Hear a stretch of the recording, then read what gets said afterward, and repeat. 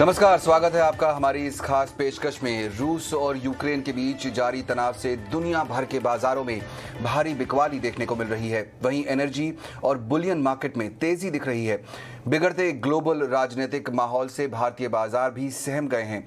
ऐसे में निवेशकों के मन में भी काफी दुविधा की स्थिति बनी हुई है। मौजूदा स्तरों पर बाजार में क्या करना चाहिए, रुके या फिर खरीदारी शुरू करें?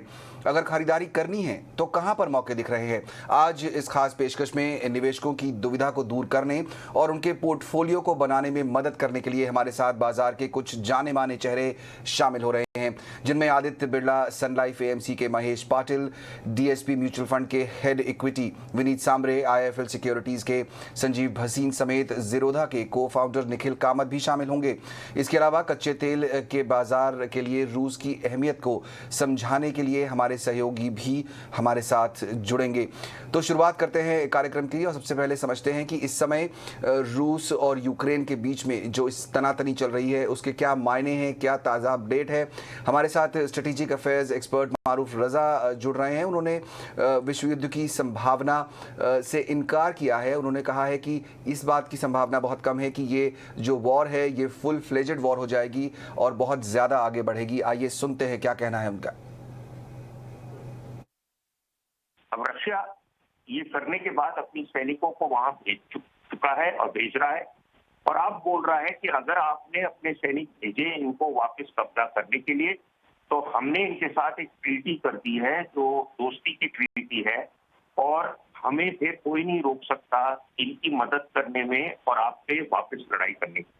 तो अभी जो भी कदम कोई उठाए जाएंगे जल्द जल्द में, इससे और लड़ाई ज्यादा फैल सकती है यूरोप के अंदर, और जैसे बार बार लोगों ने बोला है विश्व युद्ध हो सकता है, उसकी मेरे को अभी तक संभावना नहीं है। लेकिन अभी सारे जो चेकमेट करके तो पुतिन साहब ने अमेरिका और यूरोप के ऊपर बात रख दी। आप बढ़ाना चाहते हैं तो मैं लड़ने को तैयार। आप इसी से अभी इस लेवल पर रहकर मेरे से बात करना चाहते हैं, ठीक है। अगर आप हमारे ऊपर, रशिया के ऊपर इकोनॉमिक सैंक्शन करना चाहते हैं, तो हम भी यूरोप का गैस रोक देंगे और तेल रोक देंगे, जहां 40% यूरोप का गैस और तेल रशिया से आता है। और इसी हिसाब से हम जापान और कोरिया का भी रोक देंगे, क्योंकि वो भी अमेरिका के साथ हैं। तो रशिया का कंट्रोल जो दुनिया के ऑयल और गैस और कोल के ऊपर है, वो उनके पास एक दूसरा बहुत बड़ा एक ट्रम्प कार्ड है। और तीसरी चीज, अगर रशिया के खिलाफ इस किस्म के सैंक्शन वो करेंगे कि रशिया तकनीकी चीज दुनिया से नहीं खरीद सकता है, तो रशिया और चाइना के नजदीक जाएगा, क्योंकि चाइना और रशिया के बीच में इन चीजों में काफी लेन देन कई सालों से चला हुआ है। तो मेरे हिसाब से अमेरिका और उसके दोस्त जो यूरोप में हैं और नेटो के दोस्त, उन लोग के लिए बहुत कम रास्ते हैं इस मामले को अब सुलझाने के। बिल्कुल। तो और रूस और यूक्रेन के बीच जो तनाव चल रहा है, अब तक क्या हुआ है इसमें, और इस टकराव के पीछे वजह क्या है, क्या बैकग्राउंड है, क्यों ये इन दोनों देशों के बीच में इस तरह का इस समय जो संकट चल रहा है, जो वॉर की स्थिति बन रही है, वो ऐसा क्यों हो रहा है? मेरे सहयोगी शरद दुबे हमारे साथ जुड़ रहे हैं डिटेल्स लेकर। शरद, क्या बैकग्राउंड है, किस वजह से ये दोनों देश आज आमने सामने खड़े हैं? जी बिल्कुल। तो सबसे पहले जो अपडेट्स आ रही हैं, जहां पे आप बता सकते हैं कि यूरोपियन यूनियन और यूके आज खुद सैंक्शंस लगा सकते हैं। यूएस जो है ऑलरेडी सैंक्शंस जो अनाउंस कर दिए हैं, और अगर उसका बैकग्राउंड देखा जाए तो अब रूस के जो है आक्रामक कदम जो है देखने मिल रहे हैं, क्योंकि यूक्रेन के जो उनके प्रोविंसेस हैं, उन्होंने जो है सेल्फ इंडिपेंडेंस डिक्लेयर कर दी है। वो जो 2 हिस्से हैं वो स्वतंत्रता की मान्यता के जो है डिक्लेरेशन कर दी गई है। डोनेट्स्क और लुहांस्क, ये 2 उनके जो प्रांत हैं जिन्होंने स्वतंत्रता की मान्यता दे दी गई है। इसके अलावा रूस ने जी इन दोनों क्षेत्रों को जो इंडिपेंडेंस है उसके ऐलान कर दिया, उन्हें एक्सेप्ट कर लिया है। इसके कारण जो जियोपॉलिटिकल टेंशन्स में दबाव देखने मिला है। पुतिन जी का जो भाषण है, उन्होंने कहा है कि जो डोनेट्स्क और लुहांस्क है उनकी स्वतंत्रता को तुरंत जो है माना जाए, और उन्होंने कहा है कि ये जो सारे यूक्रेन में तुरंत ही जो जितने भी सेनाई कार्य है उसे बंद किया जाए। अगर वो नहीं होगा तो एक रिटेलिएशन हो सकता है रशिया के साथ, तो इसके कारण जो है सारी जिम्मेदारी जो है यूक्रेन को जा सकती है। इसके अलावा जो सुरक्षा परिषद का एक जो है यूनाइटेड नेशंस का सिक्योरिटी काउंसिल का जो इम्पोर्टेंट बैठक वो भी हो रहा है। यहाँ पे रूस के कदम के बाद जो सुरक्षा की परिषद है उस पे जो बैठक है उस पे ओवरऑल फोकस रहेगा, और रूस में जो है लगभग जो 2 हिस्सों की मान्यता जो दी है उस पे ही फोकस रहेगा। लेकिन अमेरिका ने एक ठोस जवाब दिया है। उन्होंने कहा है कि जो रूस के कदम जो यूक्रेन के जो सार्वभौमता के लिए है वो एक उल्लंघन हो रहा है। अब जब देखा जाए तो रूस और आपके जो यूक्रेन की जो सीमा है वहाँ पे तनाव बढ़ते जा रहा है, और यहाँ पे आप देख सकते हैं कि 3 ओर से जो है घेरा गया है पूरा यूक्रेन का मार्केट, और बॉर्डर पे जो है लगभग 1 लाख से ज़्यादा ट्रूप्स को अब डबल करके अब लगभग 2 लाख ट्रूप्स हो गए हैं यूक्रेन के बॉर्डर में। और जो रूसी सेना है वो एक न्यूक्लियर ड्रिल कर रही है, तो एक टाइप से जो है लग रहा है कि वॉर की प्रिपरेशन जो है वो स्टार्ट हो रही है। लेकिन जो इसकी जो हिस्ट्री बता देता हूँ, ये बहुत इंटरेस्टिंग हिस्ट्री है। अब 20वीं सदी में जो है यूक्रेन जो है रशिया का पार्ट था, और वो उनके आज़ादी के लिए दोनों एक साथ मिलकर संघर्ष कर रहे थे। लेकिन अब देखा जाए तो 1991 में क्या हुआ कि जो है अब यूएसएसआर का ब्रेक अवे हुआ, तो उसके कारण आज़ादी का ऐलान हुआ, तो यूक्रेन एक सेपरेट कंट्री बन गया था। 2014 में रूस ने जो है यूक्रेन की जो क्रिमिया उस के शहर का उस एरिया को जो है कैप्चर किया था, उसे जो एनेक्शन कहते हैं वो किया गया था। लेकिन जो सबसे इम्पॉर्टेंट चेंज है वो आया दिसंबर 2021 में। वहाँ पे यूक्रेन की जो नाटो की सदस्यता है, नाटो की जो मेंबरशिप है उसके लिए अप्लाई किया। अब जब नाटो की मेंबरशिप के अप्लाई किया है तो इनडायरेक्टली कह सकते हैं कि यूएस जो है वो लिटरली आपके जो बाउंड्री है रशिया के उसके पास आ जाता है, तो उसके कारण जो है एस्केलेशन में बढ़ोतरी देखने मिली है। अब हम बात करेंगे रूस और यूक्रेन के जो मिलिट्री कैपेबिलिटीज़ के ऊपर, और यहाँ पे आप देख सकते हैं कि फाइटर प्लेन्स ले लीजिए या फाइटर हेलीकॉप्टर्स ले लीजिए, टैंक ले लीजिए, रूस के लगभग ऑलमोस्ट 29 लाख है। फाइटर प्लेन भी है, देख सकते हैं 1511 है, फाइटर हेलीकॉप्टर भी ऑलमोस्ट 1544 है। और इसके अलावा भी 2 इम्पॉर्टेंट चीज़ है कि जो उनकी जो बरसस्त गाड़ियाँ, जो उनकी जो बड़ी गाड़ियाँ होती है, टैंक्स होती है, वो भी प्रति जो है बहुत बड़े पैमाने पे है। तो खाने भी लगभग 7571 पे है। मिलिट्री कैपेबिलिटी से जो है देख सकते हैं कि एट एन एवरेज रूस और यूक्रेन में 2 से लेकर 5 गुना तक जो है बेटर मिलिट्री कैपेबिलिटी रूस के सामने है। लेकिन ओवरऑल जो है सेक्टर के कारण जो है वॉलेटिलिटी जो है पूरे बाजार में देखने को मिल रही है। बिल्कुल, शुक्रिया शरद, ये बैकग्राउंड हमारे दर्शकों को समझाने के लिए। तो ये बेसिकली आइडिया है यूक्रेन और रूस जो नेबरिंग कंट्रीज़ हैं उनके बीच में जो सबसे बड़ा जो प्रॉब्लम का पॉइंट है वो ये है कि इस समय यूक्रेन चाहता है कि वो नेटो की सदस्यता ले ले, लेकिन रूस उसके अगेंस्ट है, क्योंकि उससे यूएस की जो सेनाएं हैं वो बिल्कुल रूस के बॉर्डर पर आकर खड़ी हो जाएंगी। ये सबसे बड़ी चिंता है, और ये एक बड़ी वजह बन रही है जो दोनों देशों के बीच इस समय तनाव चल रहा है। लेकिन कच्चा तेल ये एक बड़ा फैक्टर और है इस वॉर में, क्योंकि जो रूस है वो सबसे बड़ा एक्सपोर्टर है यहाँ पर कच्चे तेल का और गैस का। तो ये जो पूरा मार्केट है इसके लिए ये जो तनाव चल रहा है क्या अहमियत रखता है? क्यों अंतर्राष्ट्रीय बाजार में हम देख रहे हैं जो तेजी आ रही है? कच्चा तेल फिलहाल जो है वो ऑल टाइम तो नहीं, लेकिन 97-98 के लेवल पर पहुंच गया है। क्या मतलब है इस सब का? मेरी सहयोगी विनी मोतीवाला मेरे साथ जुड़ रही हैं जो समझा रही हैं ये पूरी इकोनॉमिक्स, ये पूरी डायनेमिक्स कच्चे तेल के आसपास की। नहीं बोला अभी कि क्रूड प्राइसेस काफ़ी ऊपर आ चुके हैं, ऑयल प्राइसेस भी बढ़ चुके हैं। तो ये मेन इम्पैक्ट क्यों होता है? क्योंकि अगर देखा जाए तो रशिया से अराउंड 1 करोड़ की जो 1 करोड़ पर डे बैरल की उनकी प्रोडक्शन होती है, और ओवरऑल वो अकाउंट करता है अराउंड 1/10 ऑफ द ग्लोबल जो कंजम्पशन होता है वो रशिया से आता हुआ है, 1/10। तो शॉली इसका इम्पैक्ट बहुत ही ज़्यादा होता है, और अगर कुछ डिसरप्शन हो जाता है तो ये डिसरप्शन सप्लाई चेन शॉली दूसरे मार्केट्स को भी क्रिपल कर सकता है, यूरोपियन मार्केट्स को भी इम्पैक्ट करता है, स्पेशली यूरोप एरियाज़ को इम्पैक्ट कर सकता है। और काफ़ी एक्सपर्ट्स ने भी कहा है कि अगर ये टेंशन बढ़ती रहेगी तो ये क्रूड के जो प्राइसेस है वो $120 पर बैरल भी पहुंच सकते हैं। तो काफ़ी इंक्रीज एक्सपेक्ट कर सकते हैं, क्योंकि ये टेंशन की वजह से इसकी वजह से ऑब्वियसली कमोडिटी प्राइसेस तो बढ़ेगी, टेंशन की वजह से सप्लाईज में इश्यू आ सकते हैं।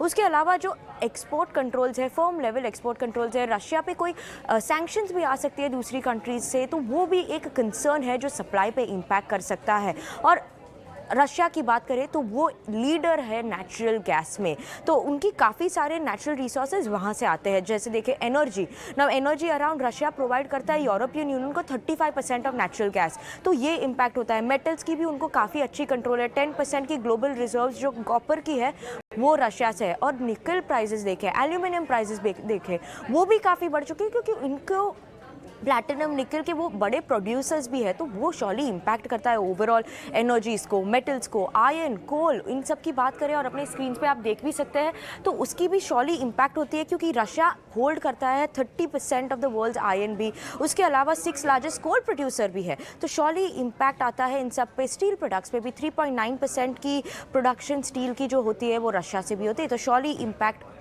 रशिया का काफ़ी आ रहा है नेचुरल गैसेस पे, एनर्जी पे, मेटल्स पे, डायमंड्स पे, तो ये इम्पैक्ट शॉली एक वॉच आउट करने का फैक्टर है। उसके अलावा यूक्रेन की भी बात करें तो वो एक एग्रीकल्चर कंट्री है, तो बार्ली के एक्सपोर्टर, वो टॉप 5 बार्ली के एक्सपोर्टर में है, कॉर्न के एक्सपोर्टर में है, सनफ्लावर ऑयल की बात करें, सनफ्लावर सीड्स की बात करें, वो सब यूक्रेन से आता है, तो काफ़ी इम्पैक्ट आता है ये टेंशन की बढ़ने से एग्री कमोडिटीज़ और नॉन एग्री कमोडिटीज़ दोनों में, और इसीलिए हम लोग प्राइस भी बढ़ते हुए देख रहे हैं इन सब प्रोडक्ट्स के। शुक्रिया विनी। तो बिल्कुल कमोडिटी मार्केट में काफ़ी ज़्यादा यहाँ पर आपको एक्शन दिखाई देगा, क्योंकि ये जो चिंता लगातार चल रही है, जो तनाव चल रहा है दोनों देशों के बीच में, जैसा विनी बता रही थी कि यहाँ पर यूक्रेन काफ़ी बड़ा मार्केट है, चाहे वो जौ हो, चाहे मक्का हो, उसके अलावा रूस कच्चे तेल का और नेचुरल गैस का एक बड़ा एक्सपोर्टर है, तो इस सबसे काफ़ी हद तक कमोडिटी मार्केट ग्लोबली इम्पैक्टेड होते हैं। लेकिन शेयर बाज़ार का क्या, शेयर बाज़ार का यहाँ से क्या रुख होगा? हमने कई एक्सपर्ट से बात की और समझा कि कैसे शेयर बाज़ार, चाहे वो ग्लोबल हो या भारतीय, उन पर असर पड़ेगा। मैनहट्टन वेंचर्स पार्टनर के हेड ऑफ रिसर्च संतोष राव ने इसे हमने बातचीत की। उन्होंने कहा कि ग्लोबल बाजारों पर जाहिर तौर पर इसका असर दिखेगा। ऐसे में आपको फाइनेंशियल टेक्नोलॉजी और साथ ही साथ कमोडिटी जैसे जो स्पेस हैं वहां पर क्वालिटी स्टॉक्स में निवेश करना चाहिए। The market was expecting कि ये diplomatically settle हो जाएगा, so that and तो कल definitely market में दिखेगा कि stocks will sell off. I think वो तो normal process होगा, sanctions लगेंगे और Russia will object and जैसे पहले भी हुआ था, immediate impact तो होता नहीं है, but I think यूरोप पे ज्यादा होने वाला है क्योंकि वो वहीं पर है। So I think you'll see some impact, but definitely the sentiment is going to change and volatility is going to go up because this was not expected. The market was expecting some turmoil, some volatility, knowing Putin, but they thought in the end it will be a diplomatic solution. So it's a surprise, and we'll see tomorrow. We'll see a reaction in the market tomorrow. I think pretty much the same thing as in US. I think you go for good quality names. I think that they will withstand this whole turbulence, and it always does. So it's good idea to maybe wait a few days for the dust to settle, but it's a good idea to come in and selectively go into good quality tech names, good quality financials, because they succeed in an environment, in the rising interest rate environment, and commodities also because of the infrastructure play. So these are names that you have to go in. Pharmaceutical, of course, will always do well. So companies in a secular tailwind, in a secular growth areas will continue to do well, as in US. Cloud computing, cybersecurity, data analytics, data mining, these are companies that will continue to do well regardless of what's going on, because the companies are not going to stop investing there. So there are some secular growth names that you need to go into selectively. Don't go for the high beta technology names that have no profits and trading at multiples of sales that are not going to see profits for a long time. So the same theme applies in India. So it's time to reset, regrade this whole thing and be very sensible about investing. Don't chase for the speculative name.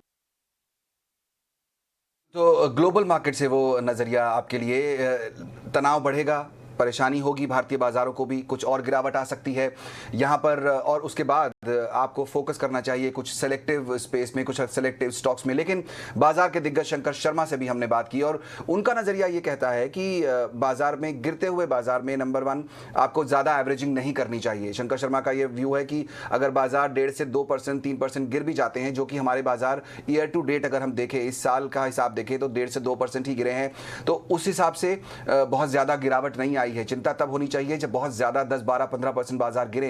Averaging से आपको फिलहाल यहाँ पर ज़्यादा बचने की ज़रूरत है। आइए सुनते हैं शंकर शर्मा ने और क्या क्या बातें कही हैं। The headline index has not suffered much damage, right? So that's like whatever 1-2% down for the year, is down from the highs, but not down for the year much. But if you see let's say the insane part of the market, that's been crushed, and that continues getting crushed as we speak. On the ticker, we can see that. And that is where the real pain lies. So if you are in generally well-chosen companies, you will suffer losses. There's no debate. Nobody can escape. I'm suffering losses in my portfolio. Everybody will. I mean, we accept it as part and parcel. But it is where you have a wipeout risk if something falls 80%, 90%. That's where the real, that's what will really hurt. A 30-40% fall, we always should be prepared for. And that's exactly what we are seeing right now. I'm generally not a believer in averaging down. So if I have bought something at 100 and it is down to 85 or 90, I will not buy the stock. I mean, that's my philosophy. Many people work differently and everybody has a different method and a process. And I have no argument with that. My process simply does not allow me to buy more at lower prices. So that is broadly speaking my strategy. Or even if I have to deviate from the strategy, then the additions to the original position at 100. So let's say if I have 100 shares at 100, I will buy only 5 or 10 shares at 80. At the highest, if at all I will buy anything. Because, these things can become very, very extended much beyond what like both bull markets can extend beyond logic. Bear markets can also, extend beyond logic. And I have no desire to stand in the middle of a big trend, either on the way up or the way down, and try to be extra brave. There is no marks in investing for being extra brave. You just need to be, just about averagely brave to make money. Don't need to be bearing your chest and saying, okay, bring it on, I will take it on my chest. So that's not at least my philosophy. So stay put. There are stocks getting more and more attractive. As long as the fundamentals hold, they will become good buys once the dust settles down. So a lot of the investors who will be really panicking at this stage will be obviously investors who entered in the last 2.5 years, right? I mean, that's or maybe 2 years. I think for them, this is anyway a good classroom lesson. I mean, if nothing else, they should take away from this some very, very valuable lessons, and which is what I tweeted a while back, that bull markets are very high on earning and very low on learning, while exactly the opposite of that is a bear market where we have no earning, but we have tons of learning. So, take this as a good time to go back to the basics, I can tell you my journey in this briefly, and which is that I have made mistakes. We all make mistakes, that's inevitable. But I have always gone back, sat down with my computer, with my data, and like, yaar, main kyun galat hua? Main kahan wrong tha? I have never blamed the market. I've never blamed the guy who gave me the tip. Never, ever. Don't get into that mode of blaming the market or something is wrong or Russia, China. Kuch na kuch to hota hi rahega. The trick is to blame yourself in a healthy way. Go back to the drawing board, become a good student again instead of thinking you know it all. In the last 6 months, I've met so many young people, 25, 28, 29, 30, who have come and told me amazing things about investing, which, at the back of my mind, I was smiling that, let one bear market come and then we will see. And we have it right here. It's a great learning opportunity. So welcome it. Don't feel bad about it. तो बहुत अच्छी सलाह शंकर शर्मा जी की तरफ से यहाँ पर कि गिरते बाजार में एवरेज करने से बचें, और ये बाजार आपको काफ़ी कुछ सिखा रहा है। जो लोग पिछले 2-2.5 साल में बाजार में आए हैं उन्होंने सिर्फ तेज़ी देखी है। ये एक मौका है कि आप वापस क्लासरूम में जाएं और कुछ नया सीखें, ये यहाँ पर बता रहे हैं। चलिए आपको 2 बड़े CIOs का भी पूरे बाजार पर और सेक्टर्स पर नज़रिया सुनाते हैं जो निवेशकों को भारी उतार चढ़ाव वाले बाजार में रणनीति बनाने में मदद करते हैं। सबसे पहले बात करते हैं Aditya Birla Sun life AMC के महेश पाटिल की, जिन्होंने कहा है कि रूस और यूक्रेन के तनाव से बाजार में फिलहाल उतार चढ़ाव बना ही रहेगा। मार्केट में काफी तरह की हेडविंड जो बोलते हैं वो है। एक तो ग्लोबली हमने देखा था, इसके पहले भी US interest rate sharply increase करने वाला है ये साल में। ऑयल प्राइसेस भी काफी ऊपर आ गए हैं, और ये जो एस्केलेशन हुआ है रशिया का यूक्रेन में, उसके कारण भी थोड़े शॉर्ट टर्म कंसर्न्स है। आई थिंक इसका इम्पैक्ट हालांकि ज्यादा, it might still be limited, okay, वो रीजन के लिए जो इसका पॉलिटिकल इम्पैक्ट है। बट अगर यूएस ने सैंक्शंस किए रशिया के और बाजू की कंट्रीज पे, तो उसका इम्पैक्ट कमोडिटी प्राइसेस में आएगा, क्योंकि रशिया काफ़ी कमोडिटीज़ में लार्ज प्लेयर है। और वैसे भी ग्लोबली देखा है हमने कि इन्फ्लेशन एक बड़ी समस्या है, जिसके कारण यूएस फेड भी रेट्स काफ़ी तेज़ी से इंक्रीज करने वाला है ये साल। तो उसके ऊपर वापस थोड़ा प्रेशर आ सकता है इन्फ्लेशन, कमोडिटी प्राइस ऊपर जाने की वजह से।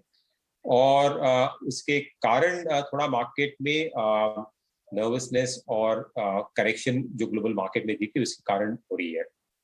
बट ये सिचुएशन जैसे देखें कि वॉर और ये सिचुएशन स्टैंड ऑफ जो यूएस और रशिया के बीच में है, उसमें काफ़ी उतार चढ़ाव देखने को मिलेंगे। तो मार्केट इसके कारण थोड़ा वोलेटाइल रहेगा, और जैसे देखा है हमने लास्ट एक डेढ़ हफ्ते में, तो वो माहौल बना रहेगा। बट आई थिंक सिचुएशन अगर संभल जाती है तो मार्केट बाउंस भी कर सकता है यहाँ से। आईटी की अगर बात करें तो लार्ज कैप आईटी स्पेस में वैल्यूएशंस में थोड़ी करेक्शन हुई है, again in line with US में जो टेक्नोलॉजी शेयर्स में करेक्शन हुई है, उसके मुकाबले उतनी करेक्शन है। आईटी में एक अच्छी चीज़ है कि जो अर्निंग्स आउटलुक है वहाँ पे ज़्यादा कुछ इम्पैक्ट नहीं है। हालांकि रिसेंटली हमने देखे थे कि थोड़े मार्जिन प्रेशर है, बिकॉज जो एम्प्लॉय कॉस्ट है, सैलरीज थोड़ी बढ़ रही है। बट डिमांड आउटलुक जो है आईटी सर्विसेज का वो अभी भी स्ट्रांग है। जो कमेंट्री आई है लार्ज आईटी कंपनी से, वहाँ से उसमें कुछ कमी दिखाई नहीं दे रही है। सो आईटी एक सेक्टर रहेगा जहाँ पे अर्निंग्स ग्रोथ काफ़ी स्टेडी रहेगी। और रुपी में भी थोड़ा प्रेशर देखने को मिला है लास्ट कुछ हफ्तों में, बिकॉज जो ग्लोबल तनाव है और ऑयल प्राइसेस जिस तरह से उभर के आई है, तो रुपी में थोड़ा प्रेशर रहेगा। रुपी यहाँ से थोड़ा और डेप्रिशिएट कर सकता है। उसका बेनिफिट आईटी कंपनीज को मिलेगा, मार्जिन को जो कुशन करेगा, जो एम्प्लॉय कॉस्ट की वजह से इम्पैक्ट आएगा वो रुपी डेप्रिसिएशन कारण से उसका न्यूट्रलाइज हो सकता है। तो आईटी सेक्टर यहाँ से आफ्टर द करेक्शन ठीक लग रहा है रिस्क रिवॉर्ड की बेसिस पे, और अर्निंग्स में ज़्यादा कुछ इम्पैक्ट नहीं दिख रहा है। फार्मा सेक्टर भी काफ़ी अंडर परफॉर्म किया। इनफैक्ट फार्मा वैसे तो डिफेंसिव सेक्टर है, बट रिसेंटली लास्ट 6 महीने में ओवरऑल फार्मा सेक्टर्स मार्केट के मुकाबले अंडर परफॉर्म किया है। उसका कारण एक तो यूएस में जो प्राइसिंग प्रेशर था जेनेरिक्स में, वो काफ़ी अगेन वापस उभर के आ रहा है। और बट फार्मा सेक्टर की वैल्यूएशन देखो कि लार्ज कैप फार्मा नेम्स के तो काफ़ी अट्रैक्टिव है। इनफैक्ट लॉन्ग टर्म जो उनके एवरेज है उसके मुकाबले थोड़ी नीचे ही है। और यहाँ से ज़्यादा डोमेस्टिक फार्मा अगर देखोगे तो डोमेस्टिक जो बिजनेस है वहाँ पे तो स्टडी ग्रोथ है, वहाँ पे कुछ ज़्यादा इम्पैक्ट नहीं दिख रहा है। तो pharma sector looking at the under performance जो हुआ है, वैल्यूएशन करेक्शन हुआ है, और अर्निंग्स में भी जो करेक्शन थोड़ा सा यूएस मार्केट में जो है उसके बाद I think earning should be Fairlie stable. So pharma यहाँ से अगर मार्केट करेक्ट होता है तो आउट परफॉर्म करने की काफ़ी गुंजाइश है।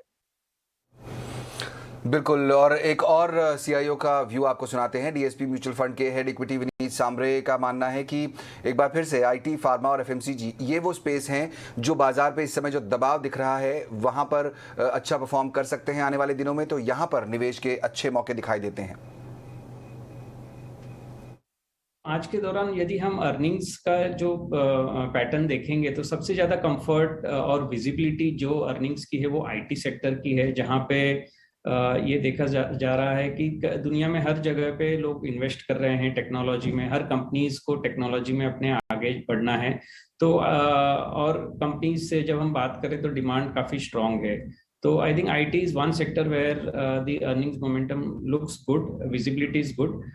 दूसरा सेक्टर जो है वो है फार्मास्यूटिकल में कहूँगा, जहाँ पे दवाइयों की डिमांड जो है वो किन्हीं कारणों की वजह से ना तो कम होगी। इकोनॉमी में अगर ये सब चीज़ें होती है, जियोपॉलिटिकल रिस्क बढ़ती है, उनके भी चलते दवाइयों की जो डिमांड है वो कम नहीं होंगी। तो वहाँ पे भी जो है अर्निंग्स की विजिबिलिटी बेटर है। और थर्ड कैटेगरी जो मैं कहूँगा, कंज्यूमर थोड़ा डिस्क्रिशनरी स्लो डाउन है, बट नॉन डिस्क्रिशनरी कैटेगरी जो है, जो अभी that is also slowing down a bit, but वो mostly it was due to the rural economy. But कुछ जो डेटा पॉइंट्स हम लोग देख रहे हैं रूरल इकोनॉमी के, तो ऐसा लग रहा है कि रूरल सेक्टर भी धीरे धीरे अगले 1 या 2 क्वार्टर में इम्प्रूव हो जाना चाहिए। तो कंज्यूमर नॉन डिस्क्रिशनरी जिसको हम FMCG कहते हैं, वो भी कई वक्त से टाइम करेक्ट हो चुका है और वहां पे भी ध्यान देना ठीक रहेगा। तो आईटी, फार्मा और एफएमसीजी ये वो स्पेस हैं जो बड़े सीआईओस पसंद कर रहे हैं। उनका मानना है कि यहाँ पर अच्छा रिबाउंड दिखेगा और यहाँ पर अपॉर्चुनिटीज़ भी ढूंढनी चाहिए आपको। ये तो लेकिन सेक्टर की बात हुई। अगर खरीदना है किसी को या बेचना है तो कौन से स्टॉक्स पर फोकस करना चाहिए। हमने बात की IIFL सिक्योरिटीज़ के डायरेक्टर संजीव भसीन से, और हर बार की तरह उन्होंने इस बार जो गिरावट आ रही है उसमें मौके तलाशे और ET Now स्वदेश के साथ शेयर किया, उनके दर्शकों के साथ शेयर किया कि कौन कौन से उनके पसंदीदा शेयर हैं जहां पर आपको दांव लगाना चाहिए। सबसे मेरा टॉप ऑफ द लाइन इस समय है अल्ट्राटेक सीमेंट। 115 मिलियन टन की कैपेसिटी है and we know margins have been affected more so for Ambuja because उसकी लॉजिस्टिक्स कॉस्ट बढ़ गई है। But UltraTech is a no brainer. They own 115 million ton and along with the ACC Ambuja combine a market share of 53%। 6700 में ये 6 महीने लो पे है। इसका भाव 7500 से 7800 होना चाहिए। तो ये पहला पिक है। दूसरा, Naukri is showing very good traction on their basic business, that is hiring. साथ में the unlocking of a value of lot of companies giving me lot of comfort at this 4380. तो Naukri is another top pick. तीसरा, मैं real estate पे बहुत bullish हूं। अगर आप जाके देखें, DLF ने गुड़गांव में कोई जगह खाली नहीं छोड़ी।